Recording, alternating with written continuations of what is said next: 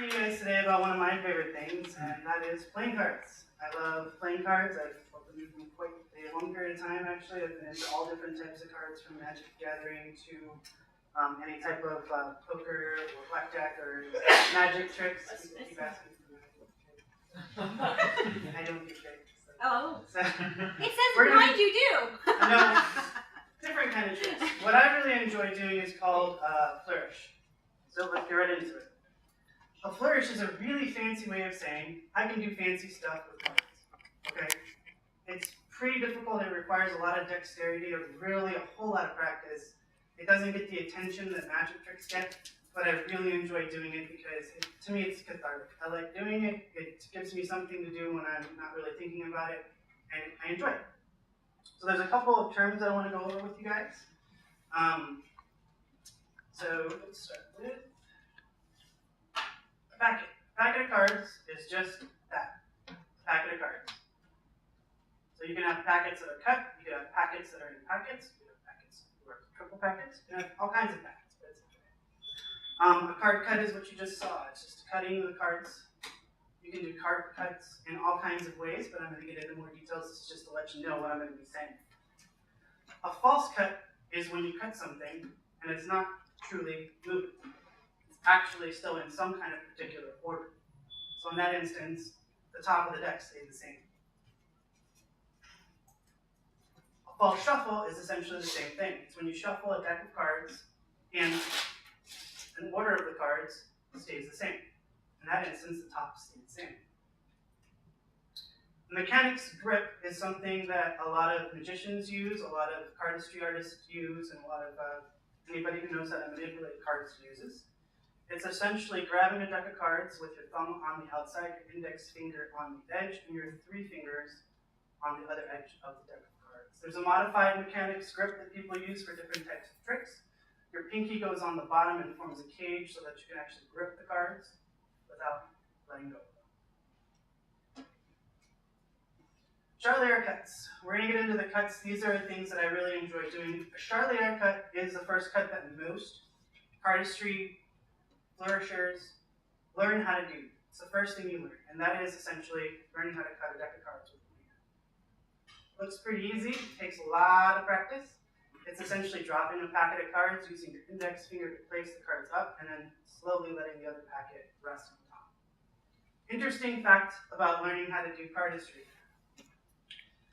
You would think that you would do everything with your dominant hand. So for me, I'm right-handed. In fact, it's the opposite. Everything I do is with my left hand when I'm doing cards, pretty much, unless I'm doing some kind of minor movement, because it's far more difficult for me to do a Charlier cut with my right hand. But I can still do it. It's encouraged in cardistry to try and be ambidextrous and do things, but you do have a dominant hand where things are a whole lot easier for you to do.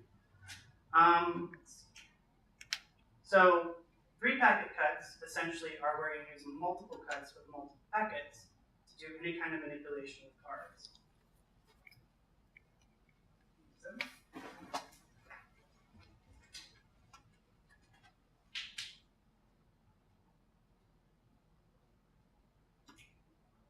Essentially, you break the packet of cards into different packs, different sections.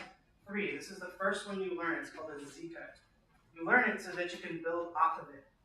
It's just manually learning how to take those cards and put them together. And with cardistry, what's kind of cool is there's no rhyme or reason. I don't have to do things in a specific way. I don't have to do anything I don't want to. I just kind of feel it out. Whatever feels good to me, I do it. Whatever feels interesting, it's an art. You do whatever you want with it. Multi-packet cuts become a lot more complicated. Essentially, you start with a Z cut and you rotate into multiple packets. And you can do crazy cuts with several different cards. I've seen cuts that go up to 8, 9, 10, 12 different packets. I'm not quite at that level yet, but we'll get there someday. Card fans. Card fans are really interesting. I personally like taking a pack of brand new cards for card fans. There's other things you can do to make this better or easier.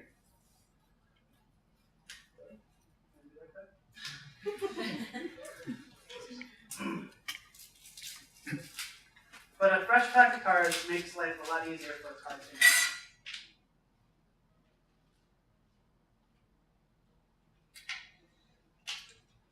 There's another thing you can buy to do a better type of card fan, and some of the decks that I'll be bringing up here actually have that.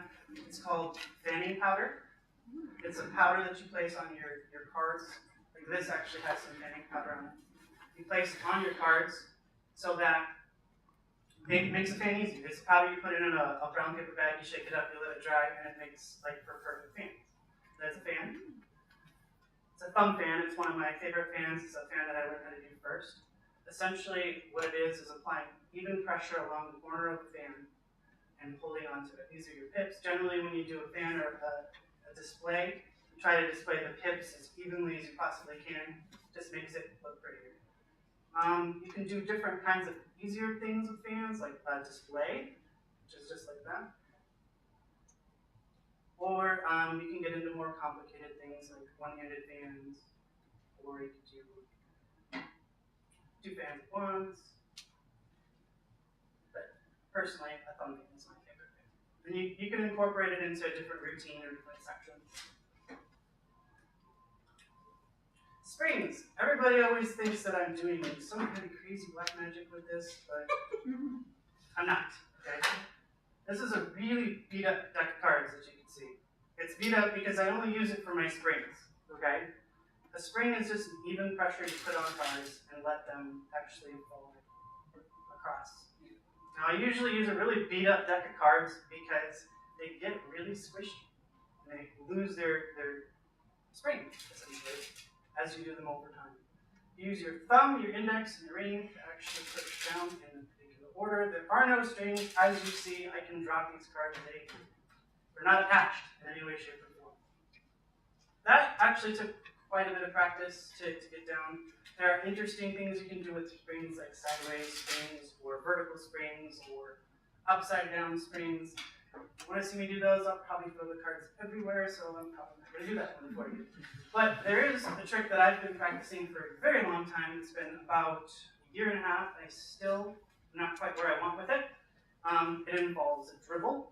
The dribble is just slightly letting cards fall down. There's a dribble called the anaconda dribble, essentially. What it is a very large dribble instead of that really small dribble that you saw.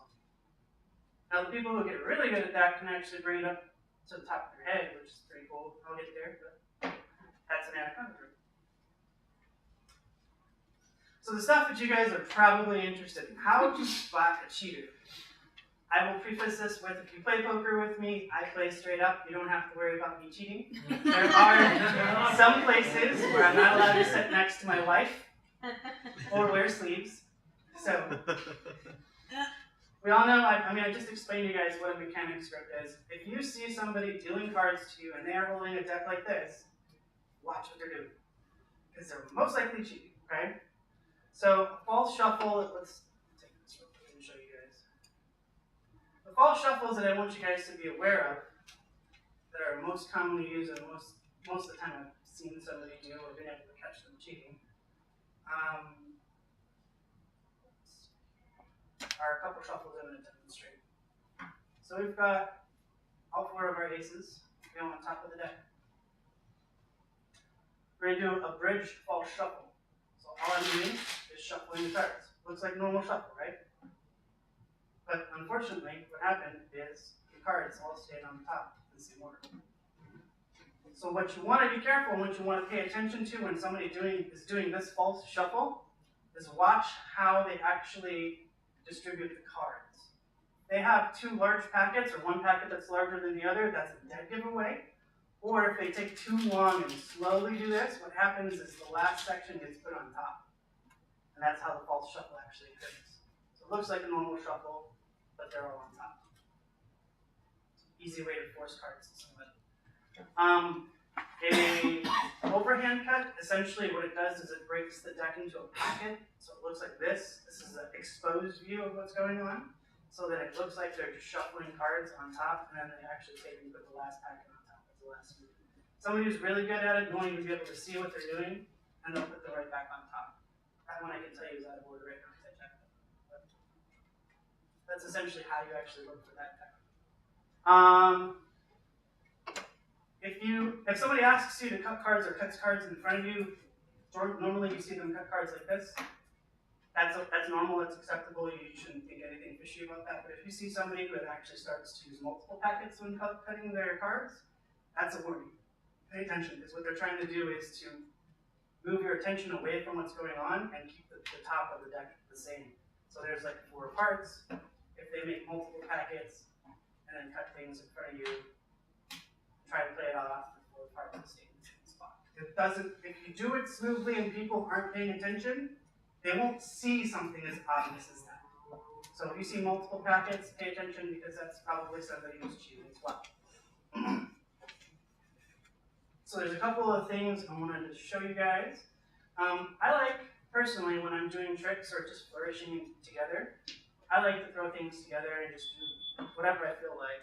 Something you guys probably know about me, or at least I've talked about briefly, is throwing cards. I really, really like throwing cards. I actually have a special deck of throwing cards that I recently picked up called Banshees. They are called Banshees because they have holes in the side of them and they whistle as you throw them through the air. They're made of polyurethane, so they don't break as easily. My favorite throw is a wrist throw.